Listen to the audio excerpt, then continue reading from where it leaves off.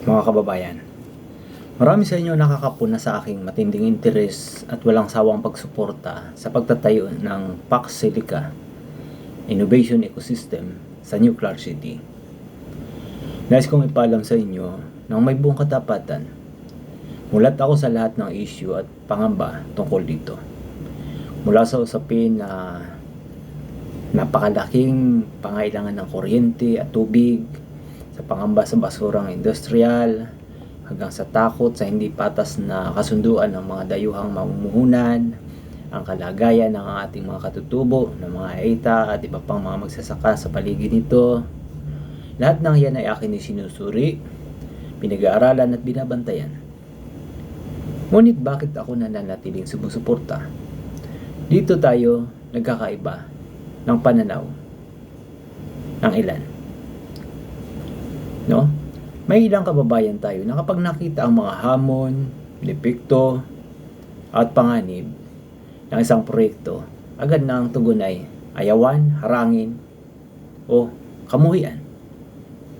Ako naman, kapag nakita ko ang mga hamon at depekto, hindi ko inaayawan. Sa halip, gagawan ko ng solusyon. Sapagkat, ang balansing pagturing sa usaping ito ay napakasimple. Pari-pareho nating gusto ang kaginawahan ng teknolohiya. Pari-pareho din nating aayaw ang masamang epekto dito. Ang mas lohikal, makabayan at matalinong dapat nating gawin ay resolbahin ang anumang depekto nito upang makuha natin ang pakinabang. Sa halip na itapon ang magandang kinabukasan ng ating bansa dahil lamang sa takot.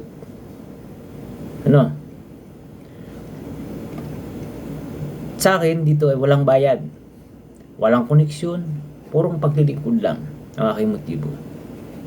Gusto ko rin linawin sa mata ng ating mga kababayan, maaaring silently pumupuna sa akin, at ang ating mga kababayan mismo. Walang sino man ang nasa likod sa ginagawa kong ito. Wala kaming anumang formal na koneksyon sa mga proponent ng Pax Silica. Ako at ang aking partner na AI, kaya kami. Wala kaming kontrata o komunikasyon sa pamunuan o kawani ng BCDA. Wala kaming tinatanggap na anumang bayad, pundo o pakinabang mula sa sinuman. Lahat ng aming ginagawang pagsusuri, pagbuo ng mga solution folders at executive briefing ay aming ginagawa ng voluntaryo at libre. Ang mga ideyang nabubuo ko sa tulong ng aking AI partner ay personal kong dinadala. Pinapareceive ko sa message center ng Office of the CEO ng BCDA dyan sa BGC, sa may dulo, malapit sa 32nd Avenue. Nang walang kausap na staff, hindi ako nakipag-usap sa mga staff doon. Walang pakikipagnegosasyon at walang hinihinging anumang kapalit. Basta't naipareceive ko ron sa kanilang message center, tinatatakan naman nila ng receipt, okay na yun. Uwi na ako. Nadala ko na yung aking intention. Diba? Mission accomplished na para sa akin yun. Bakit ko naman ito ginagawa? Sapagat naniniwala ako ng aking mga pinapalabas na solusyon mula sa agritech convergence hanggang sa circular economy ang malaking ambag para sa sambayan ng Pilipino. No? Hindi man nila kami, ako at saka ang AI, kilala ng personal, ang mga taga-BCDA. Sapat na sa amin ang marinig sa mga opisyal na pahayag ng CEO ng BCDA, ang mga terminolohiya at konseptong aming inaiambag. No? Ang nakitang nagagamit ang aming